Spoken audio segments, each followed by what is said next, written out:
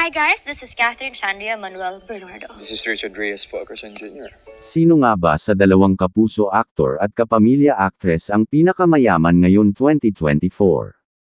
Alamin natin ang kanilang mga properties, mga negosyo, bahay at net worth ngayon 2024. This is Richard Reyes Fulkerson Jr. Siya si Richard Reyes Fulkerson Jr., kilala sa pangalan Alden Richards, ipinanganak noong January 2, 1992. Siya ang pangalawang anak nina Richard Peralta Fulkerson Sr. at Rosario Reyes. Siya ay may tatlong kapatid, isang nakatatandang kapatid na lalaki at dalawang nakababatang kapatid na babae. Ang lolo ni Richard sa ama, na hindi niya nakilala, ay Amerikano. Nag-aral siya sa Paco Catholic School sa Paco, Manila at sa Colegio de Santa Rosa de Lima High School, kung saan siya nagtapos. Nagsimula siya, ngunit hindi nakatapos, ng isang business management degree sa De La Salle Canlubang sa Laguna. Siya ay tinaguriang Asia's Multimedia Star, pagkatapos makatanggap ng Asian Star Prize Award sa 14th Seoul International Drama Awards.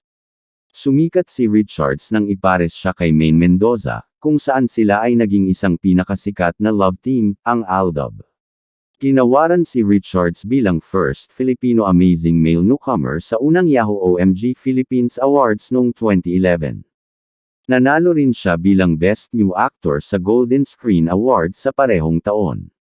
Lumabas din siya sa iba't ibang mga patalastas, kabilang ang isang telecommunication company, clothing line, fast food chain at multivitamins. Isa si Alden sa pinaka-busy na kapuso actors ngayon dahil sa dami ng projects para sa pelikula, TV, at commercials na mayroon siya. Mina-manage din ni Alden ang kanyang isang restaurant franchise, isa lang sa mga business ventures na pinasok niya nitong mga nakaraang taon. Bagamat may mga planong magbukas ng mga sangay sa kabisera na rehiyon, ang tinututukan niya ngayon ay mga lungsod sa mga lalawigan partikular sa hilagang bahagi ng Pilipinas. Pinuri ni Alden ang patuloy na tagumpay ng 4 na kasalukuyang branch ng kanyang restaurant business, ang Concha's Garden Cafe. Si Alden ay nagmamay-ari din ng isang branch ng McDonald's sa Biñan, Laguna, pumasok sa negosyong build and sell, at nagtayo ng production company na Myriad na gumagawa ng mga live event, co-productions, at esports. Matapos buksan ang kanyang sariling McDonald's store sa Biñan Highway sa Laguna, umaasa si Alden Richards na magbukas ng mas maraming sangay ng international fast food chain sa kanyang sariling probinsya. Isa pang negosyo ni Alden ay ang Stardust Bar at Restaurant sa Jupiter Street, Makati City, kung saan ay isa siya sa part owner. Ang bar ay naisip bilang isang kanlungan para sa mga mahilig sa musika, dahil sa acoustic treatment at sound system nito. Natututo rin si Alden sa kanyang mga naging setbacks bilang isang businessman. Si Alden Richards at ang kanyang pamilya ay mayroon din isang bahay na maipagmamalaki nilang matatawag na sa kanila. Matatagpuan sa isang eksklusibong nayon sa Laguna, ang dalawang palapag na bahay ay nagtatampok ng modernong hitsura, na may maliwanag, bukas, at malinis na mga lugar. Itinayo ng orihinal na may-ari nito, binili ito ng aktor sa abot-kayang presyo. Si Alden Richards ay palaging isang masugid na tagahanga ng mga laro ng karera, at ang libangan na iyon sa kalaunan ay naging mahilig sa mga kotse nang siya ay tumanda. Ngayon na siya ay may kakayahang pinansyal na kumuha ng mga luxury peak, ang kanyang garahe ay naglalaman ng malawak na hanay ng mga sasakyan, mula sa isang GMC Savannah hanggang sa isang Range Rover Sport. Ang pinakakahangahangang kotse sa kanyang koleksyon ay isang Mercedes-AMG GTS na nagkakahalaga ng 40 na milyong piso sa pinakamababa. Bagamat hindi alam ang actual net worth ni Alden Richards, tinatansya na si Alden ay may projected net worth na $16.4 million, or 900 million pesos. Kumita si Alden bilang isang profesional at matagumpay na TV actor sa Pilipinas at isa ring endorser ng ilang brand. Malaki ang paglaki ng net worth ni Alden Richards sa mga darating pa na taon. Hi guys, this is Catherine Chandria Manuel Bernardo. Isa sa pinakamagaling, mahusay, negosyante, pinakamatagumpay at nangungunang endorser na actress ngayon, siya si Catherine Chandria Manuel Bernardo, na mas kilala natin sa pangalan na Catherine Bernardo. Ipinanganak noong March 26, 1996 sa Cabanatuan. Ang kanyang mga magulang ay sina Luz Viminda at Theodore Bernardo. Pinalaki siya kasama ang kanyang tatlong kapatid, dalawang kapatid na babae na nagngangalang Chrysler at Kay, at isang kapatid na lalaki na nagngangalang Kevin. Siya ang pinakabata sa kanyang pamilya. Tinaguriang Asia's Superstar ng iba't ibang media outlet. Pinuri ng People Asia si Kath bilang box office queen ng kanyang henerasyon sa pagiging nag-iisang Pilipinong aktres na may dalawang pelikula na kumita ng mahigit 800 na milyong piso bawat isa. Inilista din siya ng Forbes Asia bilang isa sa mga pinaka-maimpluwensyang celebrity ng Asia Pacific sa social media. Isinama din siya ng Metro Society sa kanilang listahan ng most influential on social media. Inilista din siya ng EduCircle bilang isa sa mga pinaka-maimpluwensyang celebrity ng dekada. Nag-aral si Kath sa OB Montessori Center Inc. bago ang kanyang acting debut noong 2003, at nag-aral din siya ng marketing sa Enron Colleges sa Taguig. Nagsimulang umarte si Catherine noong 2003, na lumabas bilang batang Shelo sa It Might Be You ng ABS-CBN.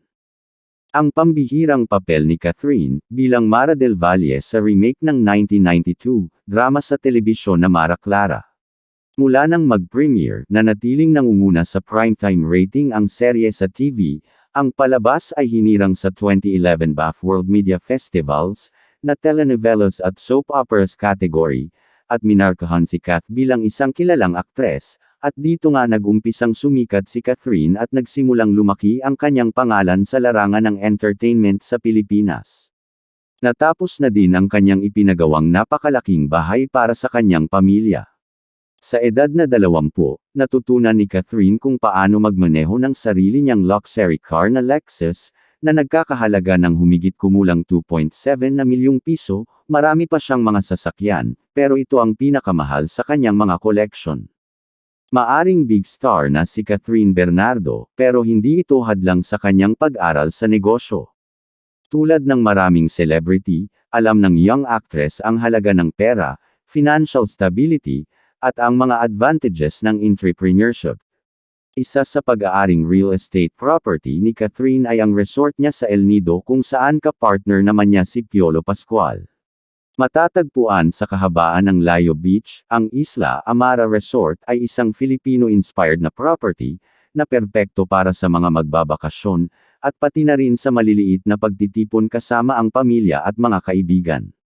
Ang Isla Amara ay may kabuoang 42 guest room, kabilang ang isang garden view villa, poolside room na may terrace, at family room.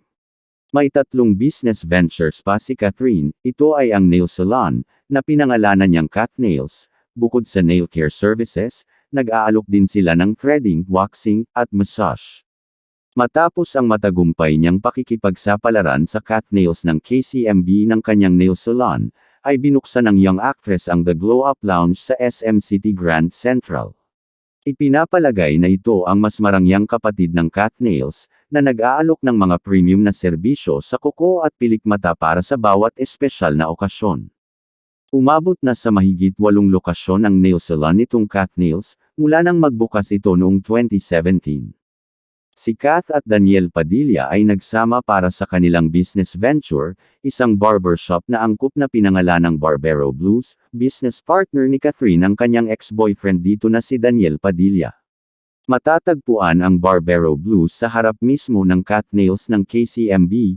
May sariling studio na rin si Kath sa Quezon City.